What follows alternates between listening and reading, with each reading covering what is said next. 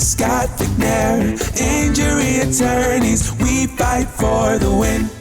Good morning, everybody, and welcome to the Overrule Podcast, brought to you by the Scott McNair Law Firm. This is your host, David McNair, and I have my Saints-colored shirt on today. I have my Houdat socks. Yes, that is a thing. I have Houdat socks on today because we have a really awesome guest, the Saints reporter and podcaster and cover man extraordinaire for Boot Krewe Media, Mr. Chris Rosvoglou.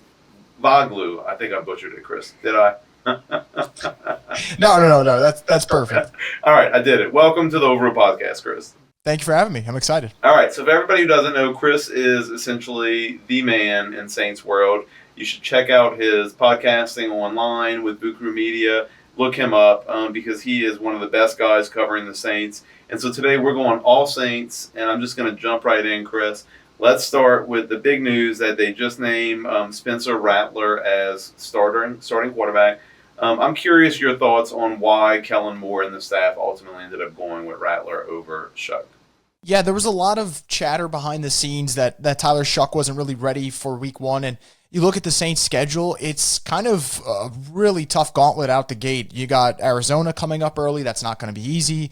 San Francisco week 2 can be really tough. Seattle is just, it's a really tough environment, especially for a rookie quarterback who you feel might not be ready for prime time just yet. And then it's like, okay, you get through that 3-game stretch. Well, here's the Buffalo Bills, and you know that game could turn into a track meet with Josh Allen and the way they've played on the offensive side of the football. So I think for the Saints, you just feel like they're going with the quarterback who's more ready at the moment. I still think it's a tricky situation, though, because if Rattler were to struggle and you put in Shough, let's say 4 or 5 weeks from now, does it feel like you wasted 4 or 5 games of a potential sample size for Shough? I think that's a question mark. But look, Rattler was the leader in the clubhouse going into training camp. He was the leader in the clubhouse going into the first preseason game. And at the end of the day, while the gap wasn't huge, let's say, I think New Orleans wants to make sure they get out on the right footing here. If you put Shough in week 1 and he struggles, I think it's harder to go from Shough to Rattler than it is Rattler to Shough. And for all those reasons, you get to develop him behind the scenes for at least the next couple of weeks. I think the Saints just think long-term it's the better play. Yeah, I think it makes a lot of sense, too, along the same analogy that you just made, because it is really simpler if, like, they put Shough and start him, and then, then he has he stumbles out the gate. Well, then all of a sudden you have all these people in the fan base calling for Rattler to get in, and it beats up Shough's confidence. So to me, it makes a lot of sense. Do you think, is it your opinion that it is like a short-term play and it's like Spencer's opportunity to show that he should be the starter, or that they really believe he's that much better? Because when you look at the numbers and comparing both of them in preseason, they're very comparable. Spencer's numbers are a little bit better than Shough and probably more of a running threat. So they're pretty comparable. They invested a second-round pick in Shough, so you're thinking they see something in him. But I guess, if Spencer takes it and runs with it, it's going to be tough to take him out, right? Yeah, absolutely. I love that you mentioned the preseason numbers. I think the funniest thing is, social media, everyone's kind of debating which side of the fence they're on. And then you just present the numbers and you're like, it's kind of the same quarterback at this point, minus give or take a couple of rushing yards. But look, I think that's the thing, and that's what makes it very tricky, is if Rattler plays well or well enough that you're like, okay, we really can't bench the guy right now, then how long do you go before Saints fans actually see Shough? And, does it equate to winning? What if Rattler looks good, but the team is still struggling? It's not great out of the gate, and before you know it, the Saints are picking top 5, top 6, and they don't know if Tyler Shough's any good yet. That's what confuses me. Are they going to get stuck in no man's land where they don't have an answer? That said, I trust Kellen Moore, and everything he has said, he's really kind of backed up. Before training camp started, I remember he's like, hey guys, I'm going to give Jake Haener, some QB1 reps because I'm going to go with 3 quarterbacks out the gate. And Jake Haener got some QB1 reps, and everyone's like, well, what happened? Well, Kellen Moore told you what he's going to do. He said yesterday it's not a short leash for Spencer Rattler. Like, they're going to see how he does in the starting role. So I got to imagine what's the number? Is it 5 games? Is it 6 games? What's a fair amount of games that you can start Rattler for? And if you don't see improvement, you can say, okay, now we're going to Shough. If we want to play it safe, I say at least 5 to 6 is probably the number. Maybe it goes over depending on how Rattler looks. I don't think it'll be 2 games. Rattler struggles. They say, okay, enough of that, because at that point, what's 2 weeks? You could have just started Shough in the season opener. So I do think he'll get some runway here. And I do think for Rattler, it is the opportunity of his career, because if he doesn't play well enough to hold off Shough, then I don't know if he ends up starting elsewhere at any point in his career. And on the flip side, if he is able to hold off Shough, who knows? He's got some weapons around him. You have a really innovative offensive play caller. Maybe this can be the moment for him, although the odds aren't necessarily in his favor. I think that also the thing about the preseason numbers is that you do have to put them in some level of context, right? At the level of the NFL, the quarterback position is played at such a high level. Like, there is something to be said about the necessity and the need for the quarterback to have a consistency of a receiving core, not just the slot or outside receivers, but their tight end, line, running backs. And, in preseason, it's a mix and match of freaking everybody. Like, they're not getting any consistent reps. You have a mix of, like, Rattler playing with ones, Shough playing with ones, Rattler playing with twos. And so that doesn't it affect in some way their performance? And so it is not necessarily apples to apples in some regard. Isn't that fair? It absolutely is. I think, preseason, you see a lot of the success that these guys had. Well, it's like, okay, but that's probably not happening where they're going to be in those personnel groupings. Shough struggles, Rattler struggles. We've seen them in moments where they're getting protected by second, third string offensive linemen. You're like, okay, well, that guy's not going to probably, or at least you hope, is not going to be on the field with them. The wide receiver group, I look at Shough's final drive of the preseason. It was a really good drive, 12 plays, 77 yards, end up finishing with a rushing touchdown. There's a throw where he's got Cedric Wilson in prime position to have an easy, receiving touchdown. He ends up dropping the football. Stuff like that's not going to happen. The one thing I will say, though, about the preseason, when we talk about personnel and who they're grouped with, that kind of concerns me, is Rattler's best moments and Shough's best moments all came against second and third string defenders. It came in the second half of games. We didn't really see anyone in the first half of a Saints preseason game just kind of light it up. I did a little film review earlier this week. There was a moment where Rattler had Shaheed on a deep post that if he hits him in stride, it's a touchdown. Maybe we talk about this whole situation differently and say, Rattler really played well against the Broncos. The numbers were there, and the offense put up, let's say, 10 points in the 3 drives that he was leading the offense. But look, it definitely plays a factor. Alvin Kamara played maybe a couple snaps in the preseason, so having him out there is going to be huge. Shough and Rattler didn't get a lot of time in the preseason to throw to Olave and Shaheed. They pretty much got, let's just say, a quarter each, and that's being generous. So all those factor in for sure. And look, there's some players for the Saints that haven't even played yet, and you hope at some point this season they're going to make an impact. So, it definitely matters. Okay, where is Taysom Hill? I said the other day, I'm like, where is he? And how does he, given his injury status, like how does he, from your perspective, play in to this quarterback role? Because I don't know if you saw it, but Drew Brees may have sprinkled some extra controversy on this a day or two ago when he retweeted a social media post about Taysom Hill believing he can still play quarterback in this league full time. So how does he play into this? Where is he? I just need to know. I feel like he's on a FBI list. They put him in a endangered person community, and they're hiding him. But look, I'm going to be honest. I would feel the same way if I didn't see him have a very lengthy post-game handshake with Sean Payton. I'd kind of say the same thing, because we're all kind of waiting for updates. In late July, there was a moment where he was working off to the side in training camp, and a lot of us were like, oh, okay, maybe we'll see Taysom maybe October. He's still going to need time. Obviously, it's a tough knee injury that he's coming back from. The thing is the fit. I think for the Saints, they've had every option if they wanted to cut the cord to do it. They actually financially could just get out of the Taysom Hill deal now that it is post-June 1st and feel pretty comfortable about where they are from a salary perspective. The fact that they haven't makes me think at some point they're going to want him to play a role really in the tight end room, because that is a group right now. If you kind of rank Saints positional groups and what's the weakest, tight end might be there. Jawan Johnson, obviously they paid him handsomely, but everyone's still kind of waiting for him to emerge and be that guy. They have a backup in Stoll who's a good blocker, but he's not exactly a threat in the pass-catching game. And other than that, the Saints don't really have a whole lot of depth there. So I kind of think they're holding out hope that he can give a little bit of a lift to that tight end group. I'm sure they feel the same way about Foster Moreau and what he brings to the table. I'm so fascinated, though, to see what happens with Taysom Hill, though, in Kellen Moore's system, because the one thing Kellen Moore loves is a mobile quarterback, and I don't think Taysom Hill's going to get that opportunity despite, Drew Brees' thoughts. And not to say that Brees is wrong, I don't think it's going to happen.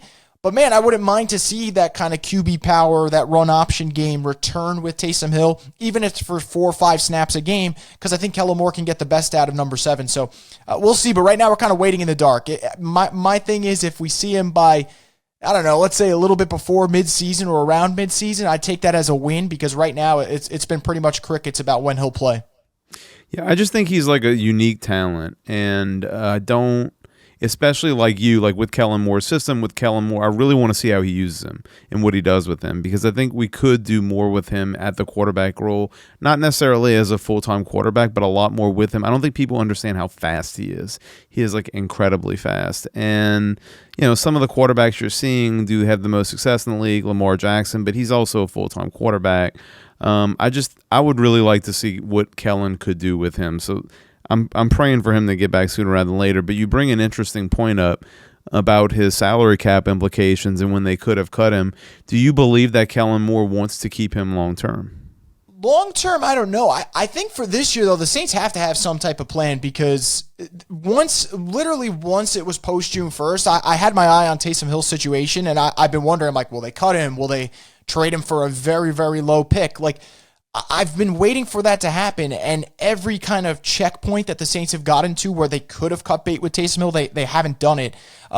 I don't know long term. Truthfully, I wonder if Taysom Hill has kind of missed the boat, unfortunately, of where the NFL is moving on quarterbacks, because from an athletic standpoint and the blend of power and speed that he presents, I don't think other quarterbacks really have that right now. And man, I'd love to see, what a, let's say, 30-year-old Taysom Hill in the prime of his career can do with a full season at his disposal. But I think, look, Kellen Moore values offensive playmakers, and the minute he got to New Orleans, he said, how can I take guys and put them in the best positions to succeed instead of making people kind of just adjust to his system? He wants his system to adjust to the skill players. And I don't think the Saints have a weapon as versatile as Taysom Hill. And because they have some lack of depth at tight end, because even as a running back, I know that's not what we've really seen him, but we've seen him at times kind of line up at an H-back, and I think with Alvin and Kendra being the top 2 guys, they lack a little depth. I wouldn't be surprised if he's healthy. They want to kind of hand off the ball to him a couple of times too. So I think you'd see more of a versatile playmaker type position for Taysom Hill than we will at quarterback, but I don't know if it's long-term. I think this might be his final year in New Orleans if he ends up playing a couple of games this season. Gotcha. Okay. I want to shift gears to the offensive line. Boy, am I concerned. As I counted, correct me if I'm wrong here, Young, Stalbird, I don't know if I'm mispronouncing his name. I never say it right. Penning and Clapp all injured. Are those all injured right now? So, yeah, Stalbird out for the year. Clapp's out for the year. The Saints got Landon Young's injured. Got a lot of banged up injuries there. So, let's start with the depth issues. I'm terrified of the depth at position that we're in at the offensive line. And, at the beginning of the season when everybody was saying 4, 3, beginning of getting ready to go into the season, I was like, I look at this roster and I'm like, I get why people are like saying we're going to have a tough thinking we're going to have, predicting at least, everything's played on the goddamn field at the end of the day. Like, everybody can say, like, we'll see how the season plays out, line it up in between the lines. But I'm like, I look at the roster, I'm like, we got some youth up in the defensive backfield. I don't hate our roster, but I get the concerns because we have 2 unnamed people at quarterback, basically, who've never proven anything, and the league is totally a quarterback league. And then our offensive line depth issues have now crept up before the even season started. And my prediction and thoughts on how we're going to do this year has, like, drastically dampened. I mean, am I wrong to be this concerned about our depth on the offensive line? Because I think that's the most concerning part about this team personally. No, I think it's right on the money. Offensive line about 2 months ago was the position group for me that I was like, hey, I think they could swing the season for the Saints in a positive way. I looked across the board. You got first-round talent all amongst the starters. And then the depth is what I like, too, because you always got to account for injuries. And the problem is for the Saints, the 3 guys that I was thinking about outside of Dylan Radins for the depth, so 3 out of 4, they're off the board for the season. And it just seems like for the Saints, they did make a trade yesterday, obviously, to add some depth via the Cowboys, but you're about an injury away from going, okay, well, that's a hole that we just can't correct for the offensive line. And, pair that with the fact that Trevor Penning's banged up, and even though he will play this year, who's turf toe can be tricky. Like, who's to say that that's one where he returns and then all of a sudden re-aggravates the injury and he's out 4 to 6 weeks. So I think for the Saints, it's a concern. We also have to just be fair and go off of, last year, unfortunately, Eric McCoy missed a lot of time. And we saw when he missed games, the offensive line just completely was a shell of itself. So I think there's still positives here. Like, I think the offensive tackle duo of Fuaga and Banks in the preseason was stellar. It's everything that I want them to be for the next 5 to 7 years of being those bookend tackles for the Saints. But the interior of the offensive line was a concern going in, and what we got out of the preseason was we got Cesar Ruiz struggling, Trevor Penning going down, Will Clapp out for the year, and, Nick Saldiveri out before that. So it is a concern. I think that if you told me all 5 starters were healthy for 17 games, I think this is going to be an above average unit for the New Orleans Saints.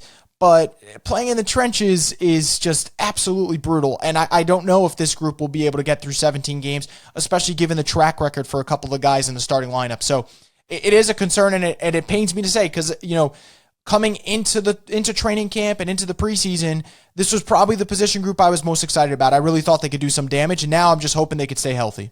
Yeah, you're speaking my language. I was feeling the same way. And I do think you hit like some bright points for Saints fans and me in particular to be excited about is like I do think that Banks and Fuaga have the possibility to be one of the best tackle duos we've ever had at the most important position in the NFL. I mean, we saw what Fuaga, the way he played last year was incredible in a position that he was basically out of place in as a rookie. And so you get to move him over to right tackle in his natural position and draft a talent like Banks.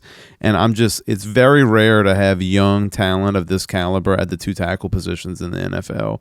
And I just think we're really, really solid there for hopefully a long time, barring health issues. And so I'm really, really excited there. And I was feeling the same way about the line. And then we have all these preseason injuries, and I'm like, oh gosh, it's just going to be tough to overcome, I think. Given that, Cesar Ruiz will probably be struggling with injuries this season. Same with McCoy. They get hit over and over and over again every play.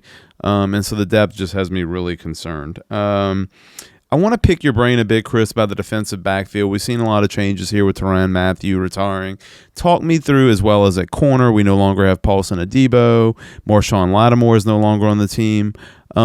I do think, personally, just overall, we really needed to get some more youth in the defensive backfield. No offense to Tyrann. He's had an incredible career, an incredible player, an athlete. But, how are you feeling about the defensive backfield? I'm really excited to watch this position group this season.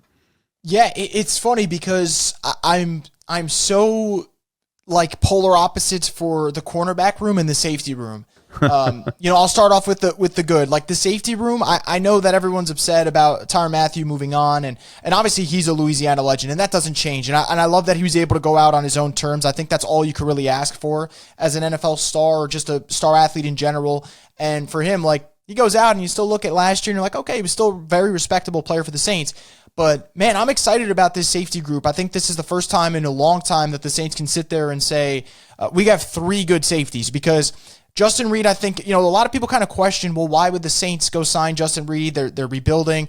Just because they're rebuilding doesn't mean they can't go address a position of need, even if it's a high-priced free agent. And I think Justin Reid brings great championship pedigree. I think he's in the prime of his career, so you get him for the next 3 years. You don't have to worry about whether or not his production will drop off. And I think what the Saints wanted to establish from the jump with him was getting back to stopping the run and having a safety that can get down in the box and make sure that he cleans up any mess that wasn't taken care of by the first or second level of the defense. And, the fact that you lose Tyrann Mathieu and immediately go out and get Julian Blackmon, who, I can't stress it enough. I think this will be the guy that maybe Saints fans won't talk about going into week 1. And I wouldn't be surprised after the first month of the season, everyone's like, well, wow, we got to make sure they keep him long-term. Because this is a player over the last 2 seasons. He had 7 interceptions with the Colts. And he spent all of last season with a torn labrum. And he said it affected his production. It happened in week 1. He was trying to play for a new contract, so he didn't sit. And now the Saints get him on a 1-year deal where he's going to try to re-up his value again, but this time he's healthy. And I think you're going to see kind of a mean streak between those two. And eventually you'll see Jonas Sanker in a primetime spot to show what he can do, because this kid is just flying up the board for the Saints in terms of confidence. Preseason, especially the second week of the preseason, that was about as good of a game you'll see from a rookie DB, and he's just so smart. He's really gotten along well with Blackmon and Reid in the clubhouse, and I love that trio of safeties for the Saints. I think they can do some damage, and Brandon Staley loves being able to have interchangeable DBs, and those guys do that. Corner, I think a lot of it is going to bank on Alontae Taylor. If he's healthy, my concerns ease a little bit because I think Alontae Taylor is a really good playmaker, and despite having a rough preseason finale, I still think Kool-Aid McKinstry's going to have a pretty solid year too. He looked way too good in camp against Chris Olave to just feel like that's going to go away because he lost a couple battles to Cortland Sutton. I remember Marshawn Lattimore would have a great season, but every time matched up against Adam Thielen, that was his kryptonite. It just didn't work. And, some matchups don't work out. And maybe for Kool-Aid, just a bigger receiver in Cortland Sutton, that wasn't the case. And, he loses that one-on-one more times than wins it. But to me, a lot of it's on Alontae, because if Alontae's not healthy, Kool-Aid slides into that one spot, and all of a sudden, everyone kind of has to move up the pecking order, and that kind of scares me. So as high as I am on safeties, because I love that the Saints got 3 legitimate weapons there at that spot, corner to me, you got to have Alontae Taylor healthy, and if that happens, I think the rest will follow through. But look, it's a talented group. We talked about O-line and being concerned. My concerns about the safety room it's not that high. I think this could be a really, really decent unit for the Saints. Let me ask you, Chris, about Stalbird. Did he make the team? He did. Yeah, and okay. One of the underdog stories for this team for sure. Yeah, I mean, he was a standout for me, and I love to watch in the preseason because I like to see what the coaches are looking for is who's just going to make some plays, right? And that guy just made some freaking plays and made some hits and stuff. So I was like, I don't know if he's going to play at all, but he's definitely going to probably make special teams, right? And I don't know much about him, but he was a standout to me in the preseason. Yeah, no, you will see him on the field for at least special teams. This was a guy that I think if you go into the first week of the preseason, you're kind of doing your roster projections. I don't think anyone had him on the projected roster, but when you continue to do that week by week, play well, you're going to make some noise for yourself. So I think we'll see him on special teams for sure, and then who knows? I mean, linebacker, that's a good group for the Saints. I'd say that's the position group I might feel the most confident about because you had about 3 to 4 players in the preseason that really showed out, and all being young talent, that excites me. Yeah, and now that we're talking about linebacker, I have to ask you about Demario Davis. I was reading about him the other day. I was blown away. I think he's in the top 25 of defenders all time in the NFL in individual tackles. And he had, I believe, his record on solo tackles last season. Did he have 130 tackles last year? How does this guy not age, number one? And do you expect him to have another incredible performance this season like he did last year? Yeah, at some point the wheels got to fall off completely. Right? That's what I keep thinking, especially because we talked about before offensive line being so physical. I mean, Demario is like a heat-seeking missile throwing himself into the trenches every 2 seconds. So he's the type of guy that he's gotten better with age. His Saints career is just truly phenomenal. I think the days of him being all pro are probably gone. But, I watch him in the preseason finale and I go to rewatch it again, and his sideline to sideline speed still there. His energy after every play is still unmatched. And I think he'll still have a good year. And I think because the Saints feel like there's better depth around him this season, maybe there's a little less off his plate. Pete Werner's a guy that I think the last 2 years has just been a shell of what we've seen early in his career. He's been moving incredibly well at camp. Strong preseason, even though it was brief snaps for him, but still looked good in the moments he was on the field. If he plays well, it's less off of, Demario's shoulders, and I think you'll get the best version of him. So either way, I still think Demario is going to play well. I don't know if he'll still play at an all-pro level. I think those spots might be reserved for, a Fred Warner of the 49ers or Roquan Smith, but I think that for Demario, I don't see that drop off. No knock on Cam Jordan, but we've seen the drop off with Cam. Cam's no longer a star. He's really a rotational piece for the Saints. I still think Demario is going to play well. And frankly, we mentioned Tyrann Mathieu going out on his own terms of still being a good football player. I have no doubt in my mind that'll be the case for Demario as well. Yeah, I think he is going to go out on his own terms. And he's one of the NFL players who are my favorite, not just because he's on the Saints. He's just an incredible person and leader, and to me, I'm amazed at how hard he has been able to work at and achieve like you said, middle linebacker, maybe the most physical position on the entire field. And for him to be doing what he's doing in this league at this level at his age, I think speaks levels to his performance and the offseason and what he does to prepare himself. He doesn't really get injured that much. I mean, at the most physical position on the field. I'm just amazed by the guy. And when you watch him talk about Kellen Moore, I want to shift now and get your thoughts on our new coach, because what really jumped out to me in the offseason was this interview that Demario gave, because when it's him, I listen to it more than if it was somebody else. And I mean, he must have gone on for 20 minutes talking about Kellen Moore, and it was way more than he had to. It wasn't like some PR word salad. And I mean, it made me very hopeful for him and his staff and the future of the organization based on solely what Demario Davis said in that interview, which is like, I'm looking for anything. What are your thoughts on Kellen Moore? What has been your impression of him? Like, tell us, should we be excited? I think we should, but I want to know your thoughts. Yeah, absolutely. I think Saints fans should be excited. I don't know if people really can grasp how broken this team felt towards the end of last season. You know, you got the coaching change in the middle of the year, and Darren Rizzi comes in. Rizzi shook things up, had them excited the first couple of weeks, but at some point the Saints had so many injuries that you're playing a Monday night game against the Packers, and you got guys that shouldn't really be on the roster being forced to make plays, and you're getting blown out under the primetime lights. And it was a rough finish for the Saints, and there was a moment where even the vets in that locker room kind of look around, and it's like, okay, it's going to take a little bit of time to fix this, and for Kellen Moore to already change the locker room vibes, I think he did a really good job emphasizing team bonding. On Saints days off, they would do something as a group, and I think that's important, especially for a team that's kind of in a rebuild. You got a lot of young talent; it's important for them to gel, and you mentioned guys like Demario. Having him, having Alvin, having Cam, like those guys are really the glue guys for this team. And, not only that, Kellen Moore, he's got some things thrown his way in his first year as a head coach, first offseason as a head coach. He came into this expecting Derek Carr to be the starter. And, the Derek Carr situation takes a left turn out of nowhere. He ends up retiring. And, you're at the drawing board figuring out, okay, we're going to draft a quarterback. We're going to figure things out. And, look, Kellen has done everything his way right now, and that should excite Saints fans, because I know there's a little bit of a notion on social media that the Saints are a little stubborn in their ways, and they are to a certain degree. I can't even deny that, but I think Kellen Moore has really kind of inflicted his own voice on the Saints so far, like even roster cuts, right? Like they just parted ways with 2 2023 draft picks. That to me is a telling thing, like, hey, we're going to do things our way, and we're going to see which guys are able to kind of fit and be good pieces for us. They move on from Jay Kaner in the quarterback room. They move on from Isaiah Foskey, who was a second-round pick. Was that the biggest?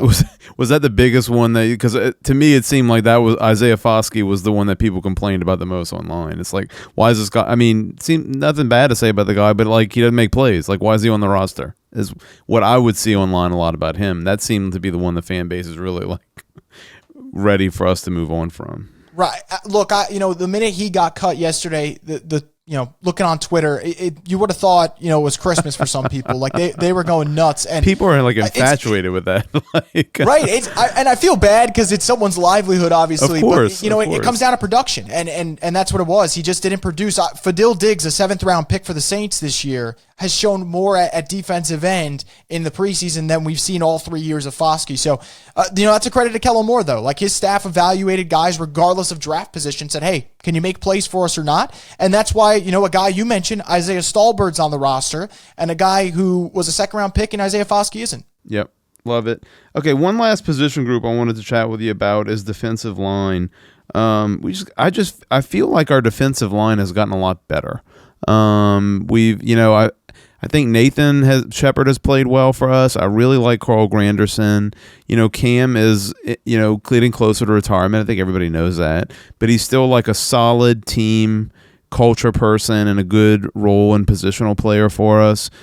Talk through that position group, what to expect from that group. It seems like it's going to be much improved this year against the run than what we saw last year. Yeah, absolutely. I think a lot of this defensive line is going to hedge on Devon Godshaw and whether or not he's healthy. I go back to that preseason finale when both the Saints and Broncos played their starters. Run defense has been a concern for the Saints for the last 2 seasons.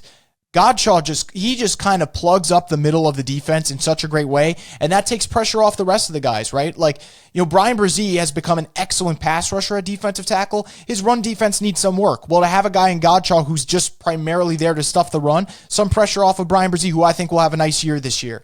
Chase Young, excellent camp. Just an outstanding camp for him. I think he probably looks in the best shape of his career right now than ever before. And Saints paid him. He had a really nice finish to last season, career high in pressures, career high in QB hits. You hope that carries over and actually becomes production in terms of sacks. Like, can he get to 9.5, 10 sacks on the year?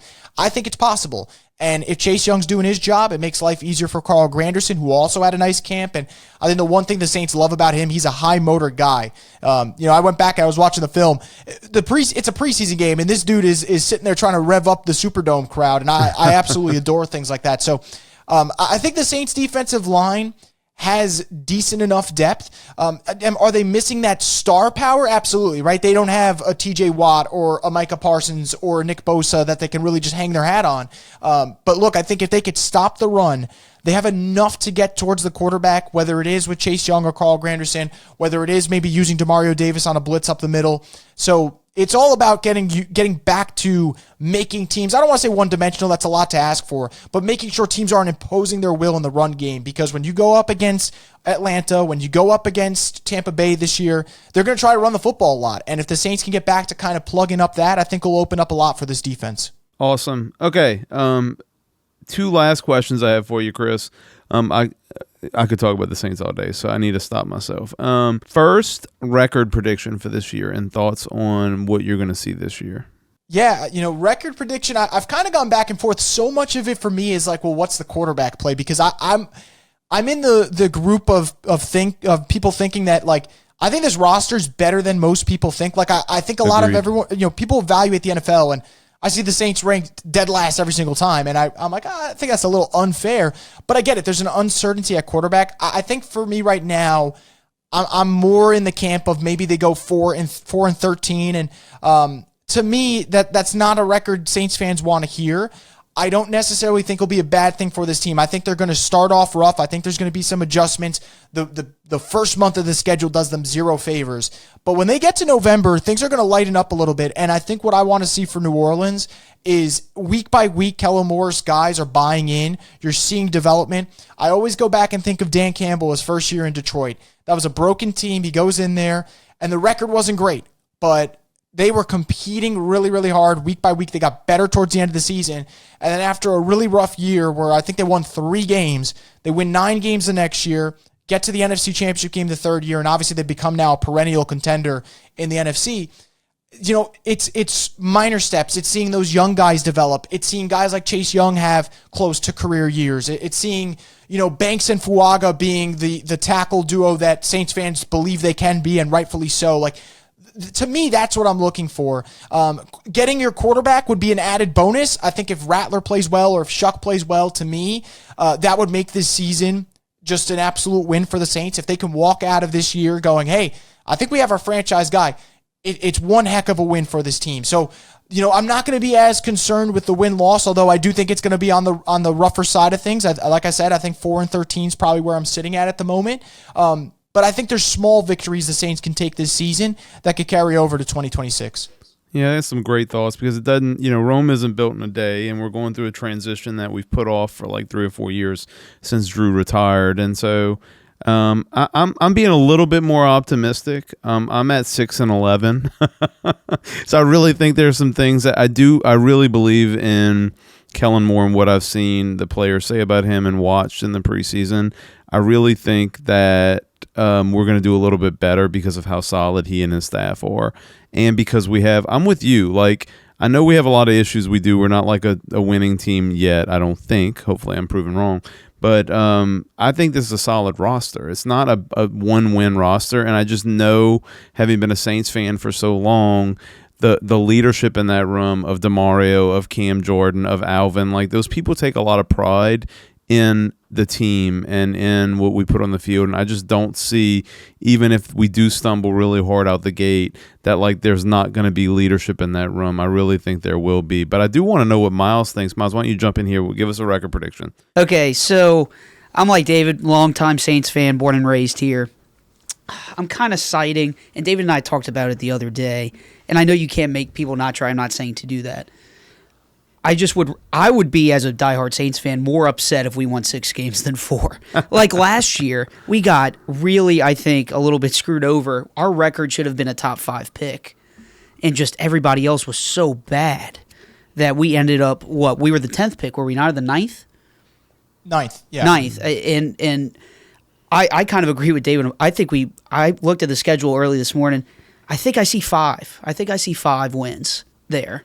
And that's just me on the optimistic side, but I've agreed with everything y'all. I've obviously been listening. And I have one last question for Chris before your last one, if you have it. Chris, you brought up the pressures, and that was the most frustrating thing for me last year. Chase Young got there a lot. Is there something I'm missing? Like, why couldn't we just finish the play? A lot easier said than done. Quarterback super protected. But I was just seeing, since you watch all the film, and I mean, I really like your insight. That's what made me so mad. Chase Young was athletic getting there. We just couldn't finish. Yeah, I think it's twofold. I think one, I know it sounds like a little bit of a cop-out, but I think the Saints are kind of prone to this more than other teams. I watched on Saturday, there was a moment where they had Bo Nix kind of like dead to right, and he kind of gets out of harm's way, just hits his check down. All of a sudden, it's a 20-yard game when it should have been an 8-yard loss, and you think, oh, here we go again. I think part of it could also be the quarterback play in today's game. Like, I went back to last year and I looked. Chase Young's best performances and where we really saw that finish was against guys like Kirk Cousins. He wreaked havoc against the Falcons last year. And you think about it, Kirk's really not getting out of a jam the way, a mobile quarterback kind of will. Like, Saints play the Cardinals week 1. Would not be surprised if it looks like they got Kyler Murray in no man's land, and all of a sudden he kind of escapes and either throws it away or picks up a 15-yard run down the sideline. Like, I think part of it is just the quarterbacks in today's game. It's just so tricky. I think that's why you look around and, guys like Jaden Daniels immediately have success because as a defender, it's just like, the rules are going to benefit them. And, an added bonus is they're just incredible athletes. It's just tough to stay in their way. But, if I'm going to offer a little bit of optimism about Chase Young finishing the play because he's right there. He talked about losing, I think it was like 5 to 6 pounds this offseason. He says the lightest he's ever been in his career. So who knows? Maybe that gives that split second instead of it being a quarterback pressure. He actually comes home and gets a sack, and the Saints fans feel a little bit better about what he's doing from a production standpoint. Yeah, that would make me so much happier. I don't know why. That just made me so... Because I get it. We're going through a lot and all that, but I'm like, man, he deserves better than the sacks he got. Chase Young lost that weight to make you happy, Miles. That's right. That's it. He texted me this morning. Chris, what are your last question I had for you? Your long-term thoughts on the franchise. I think in the last 3 or 4 years, we're all like, don't like any of it's like zigzagging between Dennis Allen and then Darren Rizzi, and it seemed like we never knew where we were going. It just kind of feels to me like with Kellen and his staff and Derek Carr retiring, which he passed up on millions of dollars to do us a solid for the salary cap. Thank you, Derek Carr, which he didn't have to do. It just feels like we're on a better path. What are your long-term, big-picture thoughts on the organization and the team moving forward beyond just this year? Yeah, long-term, obviously things can change over time, but I feel okay about where this team is. I think, I love that they took a swing with a guy like Kellen Moore who, there is a little bit of unknown to it, but I like it. It's about time that the Saints are that team that takes a shot on a young coach, the way the Rams took a shot on Sean McVay and things of that nature. So I'm excited about the head coach. I really do think Kellen Moore is getting more and more comfortable being the guy in control, being in New Orleans. Seems like he's really embraced the community, and I know if you do that, fans will love you back very easily. And I think fans will be patient with him this year for sure. I think there's still a lot of frustration with the front office. My only rebuttal to all of it would be, having a quarterback it covers up all of the issues. I don't forget 3 years ago, we're talking about like the Houston Texans about, like this franchise has to be sold and they're a mess. And you kind of stumble into CJ Stroud and all of a sudden like things look all right. I look at San Francisco, any other franchise, you trade 3 first-round picks for a quarterback and you whiff like they did on Trey Lance, everyone's getting fired. They just so happen to kind of stumble into a guy in Brock Purdy who's kind of bailed a lot of them out. And, if, let's say Shough ends up developing into the guy, or we finish this season going, man, once Shough got in, the offense looked a little innovative. He had a pretty good rookie season. I think everyone's going to kind of back off of like how they feel about management because just having a quarterback covers up so many areas because if you don't have one, you're not going to win. I mean, we go back a season ago, Washington, new ownership. Everyone's talking about, the Commanders kind of being, a franchise that's really lost its luster. Jaden Daniels is there. They make an NFC Championship game year 1. So I like where they're heading with coach. I understand the frustration with management. I mean, this is a team that literally cut 2 2023 draft picks, 24 hours ago. And I get the frustration with management. I think it's all kind of warranted. But I think this is a really nice rookie class that they put together. I think Kelvin Banks is going to be excellent. I think Jonas Sanker is going to be a really good player for them. If Tyler Shough ends up being a guy and he ends up being a quarterback that you feel like they could start for the next 5-6 years, maybe more, all those concerns ease up and you feel so much better about where this franchise is heading. Yeah, I think some of the stuff that the front office has kind of taken has been really Mickey's own PR stumbles. This is just my opinion. It's just some of the comments he's made. He just misspoke, and it's just rubbed people the wrong way. I mean, I personally played high school football with and was close friends in high school with Mike Parrington. Mike is a great guy, and he really knows the game of football. He's from the director of scouting, who's from a football family. They have a lot of really good people in management, and the way I always kind of look at these things when people complain about our management, I'm like, the grass is always greener on the other side. Things could be a lot worse. We could have Jerry Jones. So I'm kind of like, I get it. I understand the frustrations. I feel like some of it have been PR induced by Mickey's just verbal comments that have been stumbles. But overall, I think we could be way worse off from a management standpoint, Yeah, I mean, absolutely. I mean, the Cowboys play in a week. And who knows what's going on with Micah. So I totally agree with you. Anyways, Chris, this has been an incredible conversation. I love your show. I love how much you know about the team and the game. And where does everybody go to find you to see all of your talk them through what you do, like pregame, postgame? Like, walk us through where does everybody find you? Because to me, you're become one of the authorities now online on everything to do with the Saints. Yeah, so I think the one thing that we do that we really, really love and has really kind of built a nice community is every game day for the Saints, go over to Boot Krewe Media's YouTube page, and we have a halftime show. The minute first half ends, we go live. We do about a 15, 20-minute discussion. Anyone has any thoughts on what happened in the first half? Maybe they got to air out some complaints. Maybe they're raving about who played well. We'll kind of let everyone's voice be heard, get their comments up. And then we have a post-game live stream. Usually goes a little bit longer, probably like about an hour and a half, depending on the result of the game and how much there is to talk about. But we also do that on Boot Krewe Media's YouTube page. We also have some film breakdowns. We're going to do a lot of rewatches this year. So every midweek we'll probably go back to the 5, 6, 7 plays that were the turning points for either a Saints win or loss. So we'll cover that on the channel. And then people can check us out on Instagram at Straight Up Saints and also Twitter at Rosvoglou Report. I'm sure I'll have some snarky tweets from here and then, depending on how the Saints play. So it should be a fun fall. Well, thank you so much for being with us, Chris Rosvoglou.